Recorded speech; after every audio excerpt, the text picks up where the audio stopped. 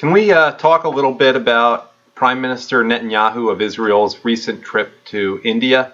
Just especially for those of us who are Jewish and pro-Israel, it's kind of heartwarming. And, maybe it wasn't a lead story here, but it's significant as you notice Israel being treated a little less like a pariah these days than in basically its entire existence to this point. And, first, let's recall some of the treatment of Prime Minister Netanyahu by Barack Obama. You can see this story right here. Obama snubbed Netanyahu for dinner with Michelle and the girls. Israelis claim they have to stick that in at the end. I think this is from the Telegraph in the UK. And there were the stories about how he had to come through the back door, the service entrance. It was very much in your face. And we know the story with Obama there. And of course, you also have, I don't know how proven it's been, that U.S. taxpayer dollars were being used in the election in Israel to fund anti-Netanyahu efforts. And this was the Obama State Department, of course.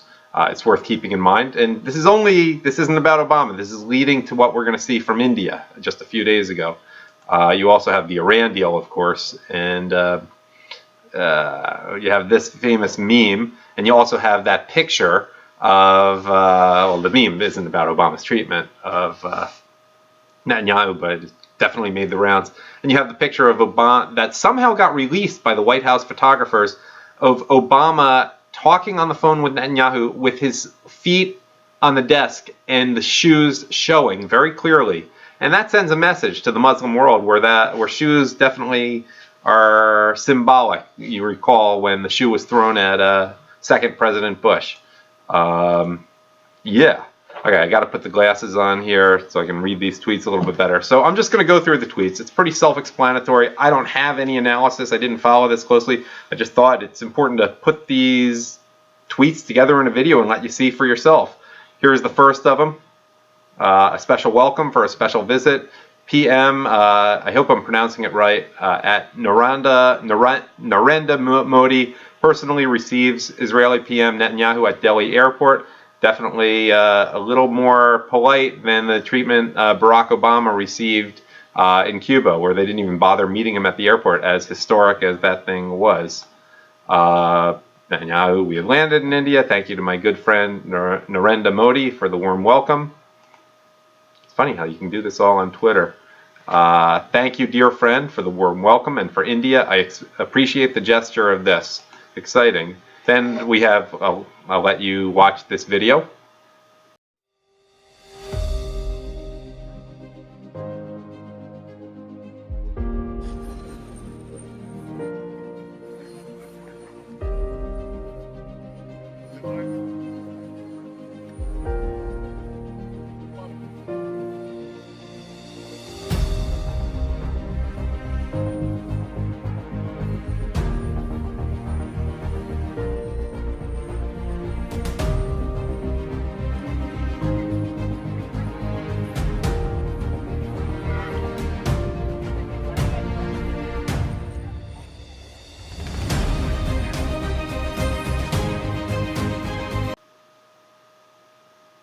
Continuing on, Netanyahu tweeted, "My first visit to India, a world power that is strengthening its relations with Israel.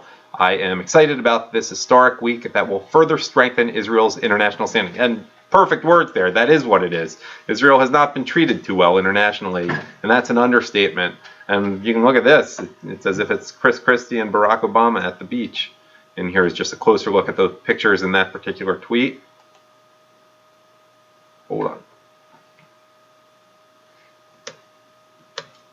Technical difficulties.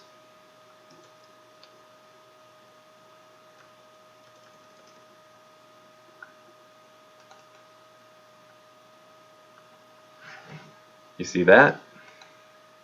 And this one? Then you see this very moving welcome ceremony at the presidential palace in India.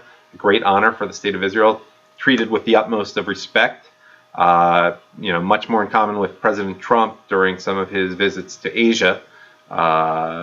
His visits to Asian countries a few months, I guess by now it was. Definitely different from Obama coming to Cuba. or Netanyahu coming to the White House, I guess you could say. See this picture with my good friend Narendra Modi at the presidential palace in India. From the ceremonial welcome for PM Netanyahu this morning, and here are the other pictures in that set. Seems very genuine. Speech. We are ushering today a new era in relations between Israel and India. We've had diplomatic relations for 25 years, but something different is happening now because of your leadership, Prime Minister Narendra Modi, and because of our partnership. There are three things that bind our countries together. The first is that we have an ancient past. The second is that we have a vibrant present. And the third is that we are seizing together a promising future. And this tweet, we are proud of our present, of our resilient democracies. Our people are free to say what they want, do what they want, believe what they want, and these values and our diversity are not a source of our weakness, but the source of our strength. Israel is a fountainhead of innovation. It's a global force of technology. India abounds with creativity, with ingenuity, with scientists, with mathematicians, and I think that when we join our respective talents together, we can achieve tremendous things for our people. And it's interesting to note that there's just so much Israeli interaction without the U.S. playing middleman whatsoever with India and China in particular these days, and it's largely technology driven. Then you see this. I arrived in India with the biggest delegation of business leaders that has ever joined an Israeli prime minister on an official visit. The goal, to deepen the economic ties between India and Israel. Prime Minister Narendra Modi, thank you for believing in Israel just as we believe in India. Some warm vibes, clearly.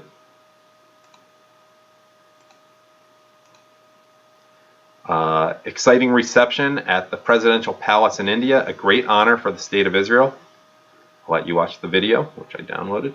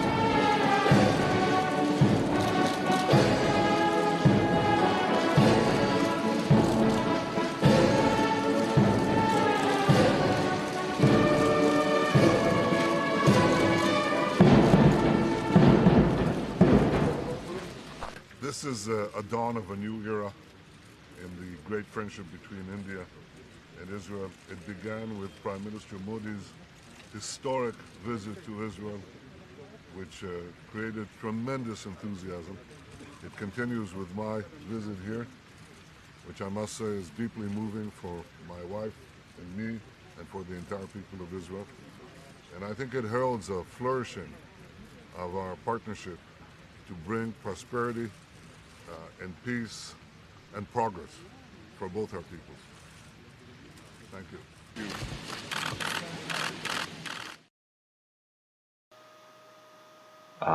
Thank you. Thanks to my friend, the Prime Minister of India, Narendra Modi, which allowed us this magical moment today at Taj Mahal.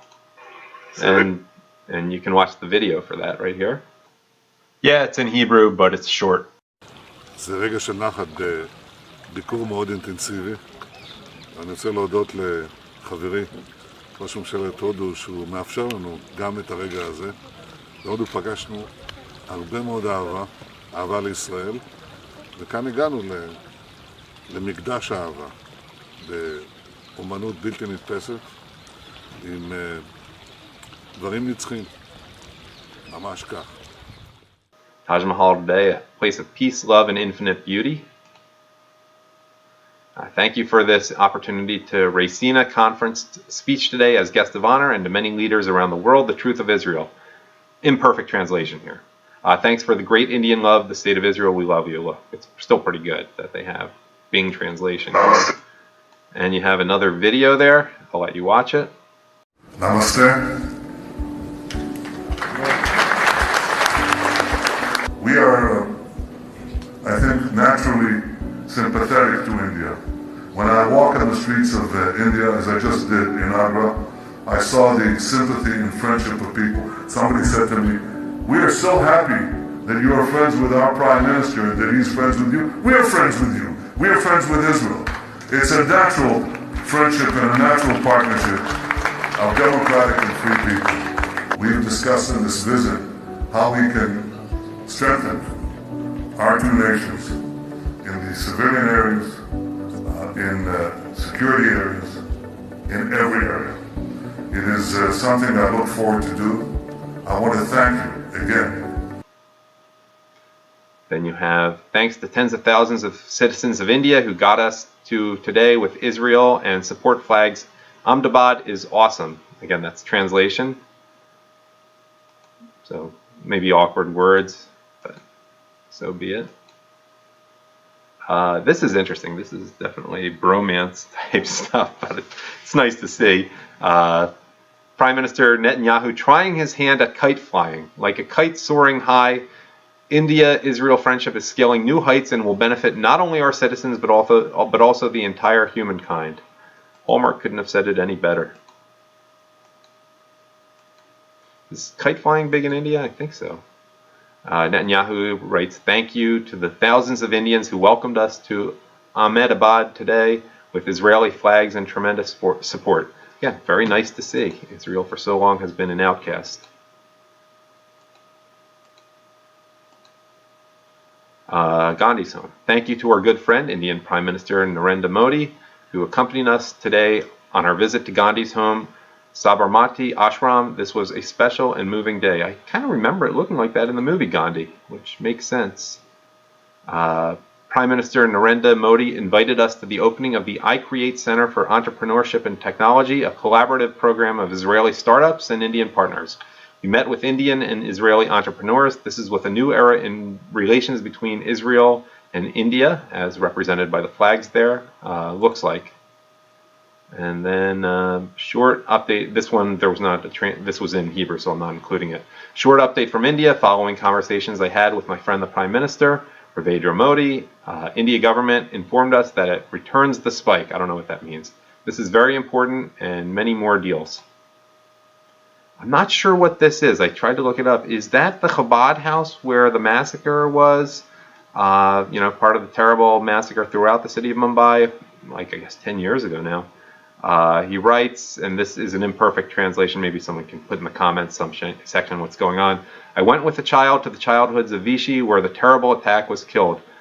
To the wall where his mother marked the height, I added today's height. Sajad, the parents, many Israelis love Israel with Israel loves you and supports you every step of the way with Israel alive." Look, the first language in Israel is not English. Netanyahu speaks it fine, but imperfect translation. "Will my Bollywood selfie beat the Ellen Show Hollywood selfie at the Oscars?" Look, I didn't watch that. I'm not a huge Ellen fan, to put it mildly. But he's got to play to the masses. And then we're getting near the end. "Thank you to my dear friend, Prime Minister Narendra Modi, for the warm hospitality in India. The honor you have shown me and the people of Israel will always be remembered. Tonight we are bringing the relationship between our people and our countries to new heights." And I have taken more than enough of your time at this point.